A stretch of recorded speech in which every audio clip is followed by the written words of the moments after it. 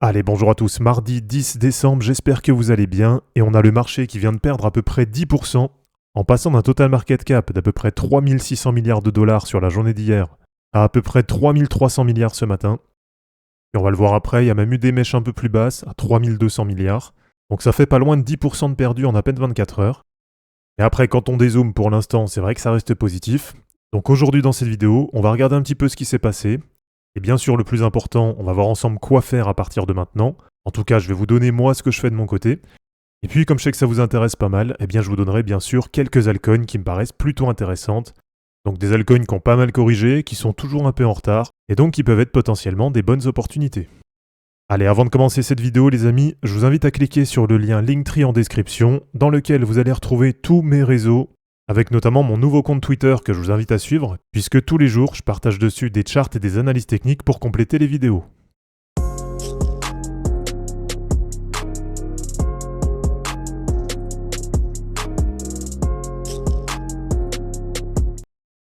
Bon, c'est vrai que là, si on prend sur de l'hebdo, ça reste quand même globalement positif, mais j'en ai vu pas mal qui ont paniqué là sur la journée d'hier, et c'est surtout sur les leviers, il y a eu pas mal de liquidations. Donc là, si on regarde un petit peu, c'est vrai qu'il y a des grosses mèches. Donc là, je suis sur la Total 1, Total Market Cap de l'ensemble du marché crypto. Et on voit qu'on a du bon support, à peu près entre 3200 et 3350 milliards. Donc déjà, le fait qu'il y ait pas mal de support, qu'il y a du rachat, c'est quand même assez positif. Et là, si on regarde, finalement, c'est la deuxième correction qu'on a depuis le passage des 3000 milliards de dollars. Donc à peu près depuis le 20 novembre, donc depuis qu'on a breaké l'ancien ATH de 2021, finalement, c'est la deuxième correction qu'on a. Et du coup, c'est à peu près pareil, puisque là, une nouvelle fois, on perd à peu près entre 10 et 12%. Bon, pour l'instant, ça reste vraiment des petites corrections. Il me semble que je vous l'ai montré l'autre fois, mais quand on prend sur les cycles précédents, c'est assez régulier qu'il y ait quand même des grosses corrections pendant toute la dynamique haussière. Mais on va dire des corrections entre 20 et 30% pendant un bull run, pendant une dynamique haussière. Ça arrive quand même assez fréquemment. Donc là, finalement, si jamais ça vient à s'arrêter là au niveau de la correction, avec à peu près un moins 10%, on peut s'estimer assez heureux.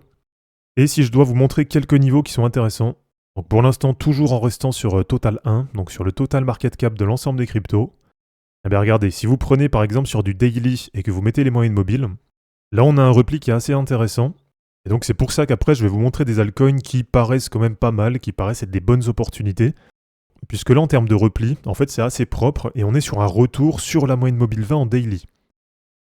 Alors si on regarde depuis qu'on a breaké ce canal descendant, on a vu par exemple ici sur début novembre un repli sur la moyenne mobile 50 en daily, et plus récemment, donc sur fin novembre, on a vu un repli qui était quasiment sur la moyenne mobile 20 daily.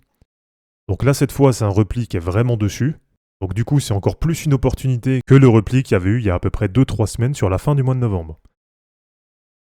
Bon là globalement ça reste quand même du petit repli, donc c'est pour ça que de mon côté je me précipite pas, et que pour l'instant j'ai vraiment rien racheté. Donc là si on regarde par exemple sur le bull run 2020-2021, des replis sur la moyenne mobile 20 daily, voire quasiment sur la MM50. On voit que ça arrive quand même de façon assez fréquente, assez régulière.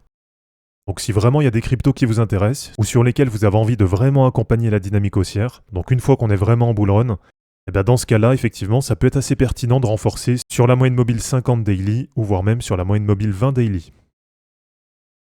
Alors sur le Dynamic Rainbow 50, pour vous montrer qu'on est quand même sur un repli qui est d'assez faible amplitude, là pour l'instant on est toujours sur la courbe en vert. Et si on prend par exemple sur la Total 3, donc le market cap des altcoins sans Bitcoin et sans Ethereum, là c'est quasiment la même chose. Et malgré tout, on reste pour l'instant toujours au-dessus de la courbe en vert.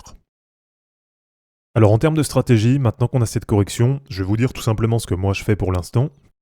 Donc vous le savez récemment, j'avais pris 3 TP sur 3 cryptos, avec déjà en premier lieu un TP sur Bitcoin autour des 89 000 $. Et puis très franchement pour la suite, là j'ai pas forcément prévu de renforcer Bitcoin. Tout simplement parce que pour les prochains mois, vous le savez, ce que j'attends c'est plus une dominance de la part des altcoins. Et puis même en termes de potentiel, là j'estime que renforcer Bitcoin proche des 100 000, ça n'a pas forcément beaucoup d'intérêt. Ensuite j'avais pris un deuxième TP sur SUI. Donc là c'est pareil, je considère qu'elle est toujours assez haute. Donc pour l'instant j'ai pas forcément de raison de renforcer dessus. Et puis plus récemment, j'ai pris un TP sur BGB autour de 2,91 $. Donc là pour le coup j'ai quasiment vendu sur le top. Et c'est pareil, j'ai sorti 25% de ma position. Alors sur BGB, pour l'instant, c'est exactement la même chose. Donc je considère qu'elle est toujours assez haute. Et pour moi, la zone de surchauffe, c'est pas forcément un bon niveau pour se replacer. Du coup, pour l'instant, je reste patient, je garde ça en USDT. Et c'est vrai qu'en termes de stratégie, déjà premièrement, j'ai pas du tout prévu de me mettre sur des nouvelles cryptos. Puisque là, sur la droite, vous avez toutes les cryptos que j'ai dans mon wallet. Et du coup, c'est vrai que j'en ai déjà pas mal. Et puis même, j'ai pas forcément envie de recreuser des projets, de me réintéresser à des nouvelles cryptos. Puisque là, je considère que c'est plus forcément un bon moment pour se placer sur des nouveaux projets. Et alors, dans les cryptos que j'ai déjà, je vais vous donner celles qui me paraissent potentiellement plutôt intéressantes. Donc ça veut dire des cryptos qui sont quand même sur une bonne dynamique, et puis qui font partie de celles qui ont le plus corrigé sur les derniers jours. Donc vous avez déjà TAO qui a quand même pas mal corrigé. Donc finalement, pour l'instant, on est à peu près sur un double top par rapport à l'ATH qu'on avait fait en mars-avril. Donc après, c'est à vous de voir si oui ou non vous estimez que c'est une bonne opportunité. Mais là, en tout cas, sur du daily, vous avez deux appuis qui sont intéressants. Donc vous avez une mèche qui est venue chercher sur la moyenne mobile 100, et vous avez un double appui, donc une double mèche sur la moyenne mobile 50 en daily. Alors en termes de correction, eh bien pour le point bas d'hier, aux alentours des 500 $, vous avez quand même moins 32,5%. Donc voilà, maintenant c'est à vous de juger si oui ou non ça vous paraît être une bonne opportunité. Mais en tout cas, vous savez que là, actuellement, eh bien, vous pouvez prendre TAO entre moins 20 et moins 30% par rapport à son prix d'il y a quelques jours.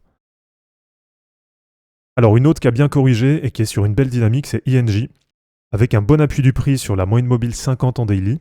Et si on prend par rapport au point haut d'il y a quelques jours, eh bien là actuellement on est autour des moins 21%. Et pour le point bas, donc pour le bas de la mèche, on était aux alentours des moins 30%. Allez, une troisième qui est pas mal, qui a quand même un petit peu corrigé, c'est Link. Donc là c'est pareil, elle était quand même sur une belle dynamique depuis plusieurs semaines. Et là on a un repli qui est tout aussi important, avec un moins 28% par rapport au point haut d'il y a quelques jours. Mais par contre graphiquement, ça fait un repli qui vient que sur la moyenne mobile 20 daily. Donc là sur Link, si vous êtes un peu gourmand, je pense que vous pouvez tenter un appui sur la moyenne mobile 50 daily. Alors il n'arrivera pas forcément tout de suite, mais en tout cas sur les prochaines semaines, c'est un niveau qui sera probablement retesté. Bien sûr, cette moyenne mobile, elle va continuer à monter. Donc c'est vrai que là sur Link, même s'il y a déjà un repli qui est intéressant, mais à mon avis sur les prochaines semaines, il y aura moyen de la reprendre sur la moyenne mobile 50. Alors sinon, parmi celles de mon wallet qui ont bien corrigé, eh bien vous avez aussi Sui qui est quand même assez intéressante. Donc déjà parce que c'est une des meilleures cryptos là sur les derniers mois, elle est vraiment sur une super dynamique. Et là vous avez un repli qui est venu chercher sur la MM20 daily. Et donc par rapport à l'ATH d'il y a quelques jours, ça vous fait aux alentours des moins 20 à moins 25%. Et allez, pour terminer, une dernière qui a bien corrigé, c'est Arbitrum. Donc c'est pareil, elle était aussi sur une belle dynamique là sur les dernières semaines. Et là en 2-3 jours, on a une correction qui est assez importante, avec à peu près moins 23% actuellement et moins 31% pour le point bas. Là, ce qui est intéressant, c'est que ça nous valide quasiment le pullback sur la trendline haute du canal. Donc là, on est quasiment venu valider ici pour faire un pullback. Donc à voir maintenant comment ça va évoluer. Mais en tout cas, c'est pareil, sur Arbitrum, ça me paraît être une configuration qui est assez propre et assez intéressante. Donc voilà, pour conclure cette vidéo, il y a quand même pas mal de bonnes opportunités. Donc après, je ne vais pas passer toutes les cryptos en analyse. Mais en tout cas, les niveaux qui sont vraiment intéressants à suivre, pour moi, c'est la moyenne mobile 50 daily en premier lieu. Et en deuxième niveau intéressant, vous l'avez vu, donc là c'est pour des replis un peu moins importants, mais vous avez potentiellement la moyenne mobile 20 daily, même si perso je suis un peu moins fan de ce genre de repli, et je préfère quand même attendre la moyenne mobile 50. Et puis dans tous les cas, si vous n'avez pas eu le temps de racheter par exemple hier soir ou cette nuit pendant les grosses mèches baissières, tout simplement soyez patient, et de toute façon des replis il y en aura d'autres pendant ce bull run. Et en tout cas de mon côté, pour l'instant je recharge sur aucune crypto. Je préfère garder mes USDT de côté, soit pour une plus grosse correction, ou tout simplement pour sécuriser un peu de bénéfices. Et comme je vous l'ai dit pour l'instant, j'ai pas du tout prévu de me positionner sur d'autres cryptos. Donc voilà les amis, c'est terminé pour cette vidéo d'analyse technique sur les cryptos. J'espère en tout cas que ça vous aura plu. N'hésitez pas à l'aimer, à la commenter et à vous abonner pour en suivre d'autres. Je vous rappelle que dans la description de cette vidéo, vous allez retrouver tous les liens utiles et les liens pour me soutenir. Et je vous dis à bientôt pour une prochaine vidéo. Ciao!